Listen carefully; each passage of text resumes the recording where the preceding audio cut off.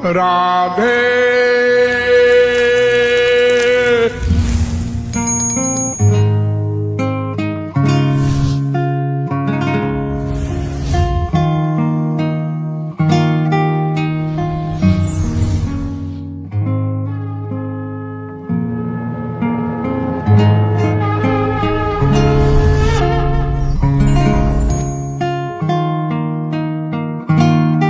आज करवा चौथ का पर्व है।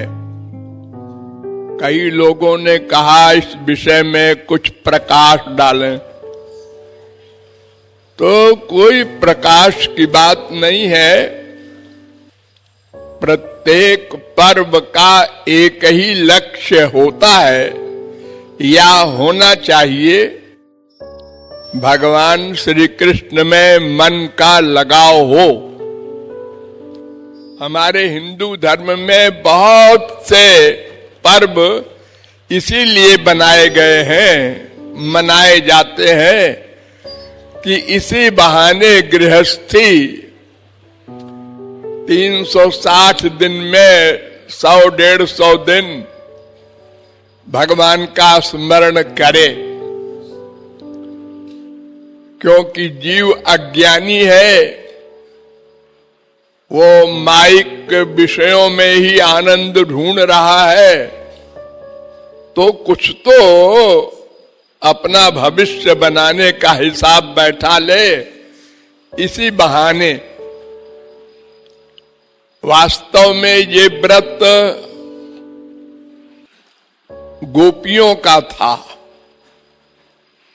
और वो भी कात्यायनी देवी का व्रत का बहाना था। पब्लिक के सामने ये आउट नहीं करना चाहती थी कि हम सब श्री कृष्ण को प्रियतम रूप में प्राप्त करना चाहते हैं, बदनामी होगी। इसलिए कात्यायनी व्रत का बहाना किया था, और भगवान ने ये बात एडमिट की है भागवत में, संकल्पो विदिता साध्वेयो भवती नाम मदर्चनम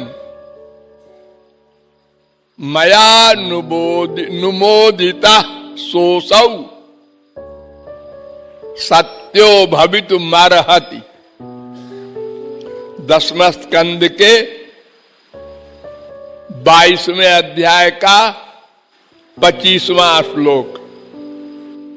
भगवान ने कहा, अरे गोपियों, मैंने तुम्हारे व्रत का एम जान लिया है। मदर्चनम, तुम दुनिया को बता रही हो कि देवी जी, कात्यायनी देवी की भक्ति कर रहा हूं, लेकिन तुम मेरी भक्ति कर रही हो, ये मैं जानता हूं। तो मन जिसकी भक्ति करता है, भगवान उसी का फल देते हैं। हाथ, सिर, इंद्रियां चाहे कहीं पटकते रहो, उससे कोई मतलब नहीं। मन जहां है उसकी भक्ति मानी जाएगी। तो इस प्रकार भगवान श्री कृष्ण की भक्ति ही करवा चौथ की भक्ति है, और वो नहीं मिलते हैं तो क्या करेंगी? ये सवाल जरूर आप कर सकते हैं कि भाई, कृष्णावतार में तो श्री कृष्ण थे, अब हर समय जीव क्या करें? क्योंकि सभी जीवों के पति वही है, स्त्री के नहीं, सबके। गोपीनाम तत्पतीनाम च सर्वेषामेव देहिनाम, भागवत कहती है 10वें स्कंद के 33वें अध्याय का 36वां श्लोक। श्री कृष्ण गोपियों के भी पति और उनके पतियों के भी पति हैं। वेद में कहा गया तमीश्वराणां च, वो सब ईश्वरों के महेश्वरम, ईश्वर है भगवान श्री कृष्ण। और पतिम पति नाम, सब पतियों के भी पति हैं। तो जीव मात्र के वो प्रियतम है, वो शरीर स्त्री का हो, पति का हो, कुत्ते बिल्ली गधे किसी का हो, उससे कोई मतलब नहीं। तो भगवान की भक्ति करना, और भगवान और महापुरुष एक है, इसलिए महापुरुष की भक्ति प्रत्यक्ष है,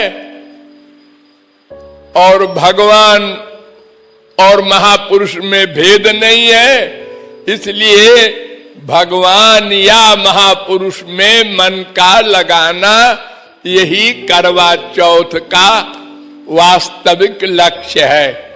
और आजकल जो होता है वो बता दूं, सुन के हंसेंगे आप लोग। मूर्खों की करवा चौथ, मूर्ख लोगों ने एक कहानी बनाया है कि एक सेठ था, उसके 7 लड़के थे, एक लड़की थी। तो 7 लड़कों का ब्याह हो गया, सबकी बहुएं थी, और लड़की का भी ब्याह हो गया, और सब सेठ जी के घर में ही रहते थे, एक परिवार था, बड़ी मैत्री थी आपस में। तो सब ने कहा भाई गणेश जी जल्दी खुश होते हैं, तो गणेश जी की भक्ति करनी चाहिए करवा चौथ को, और लड्डू चढ़ा दो, खुश हो जाएंगे।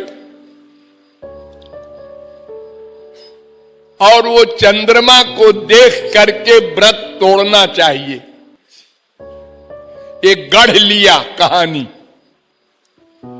तो लड़के तो अपना भोजन करने लगे टाइम से, क्योंकि लड़कियों ने ये प्लान बनाया कि हमारे पतियों के लिए ये व्रत है। तो जब लड़के खाना खाने लगे शाम को, तो बहन को भी बुलाया। तो बहन ने कहा भैया मैं नहीं खाऊंगी, अभी चंद्रमा के दर्शन नहीं हुए, तो हमारे पति की उम्र कम हो जाएगी, या बीमार हो जाएगा, या मर जाएगा, ऐसा कह रहे हैं लोग। तो भाइयों ने कहा अच्छी बात है, बेवकूफ बनाना चाहिए बहन को। तो थोड़ी दूर पर एक ऊंचाई पर टीला था पहाड़ का, उसके ऊपर आग जला दिया, और बहन से कहा कि चलनी में देख वो चंद्रमा उदय हो गया। उसने देखा, उसने कहा हाँ, अपनी भाभियों को बुलाया, उन्होंने कहा आओ सब लोग, चंद्रमा उदय हो गया। तो भाभियों ने कहा अरे भैया ने तुमको तुम्हारे बेवकूफ बनाया है, वो चंद्रमा नहीं है। तो बहन ने तो भाइयों के साथ खा लिया खाना, और भाभियों ने नहीं खाया। उन्होंने कहा ये चंद्रमा नहीं है, ये नकली है। तो बहन जो है उसने जो खाना खा लिया चंद्रमा के बिना देखे, तो गणेश जी गुस्से में हो गए। गणेश जी कोई संसारी आदमी होंगे, वो गुस्से में हो गए कि इसने खाना खा लिया, इसको दंड देंगे। तो तुरंत उसका पति गिर गया और बीमार हो गया भयंकर, और हालत सीरियस हो गई। तो हल्ला मच गया, अरे क्या हुआ, कैसे हुआ, बिल्कुल ठीक था ये तो। उन्होंने कहा अरे वो जो उसकी बीबी ने खाना खा लिया चंद्रमा का उदय होने के पहले, इसी से ऐसा हो रहा है।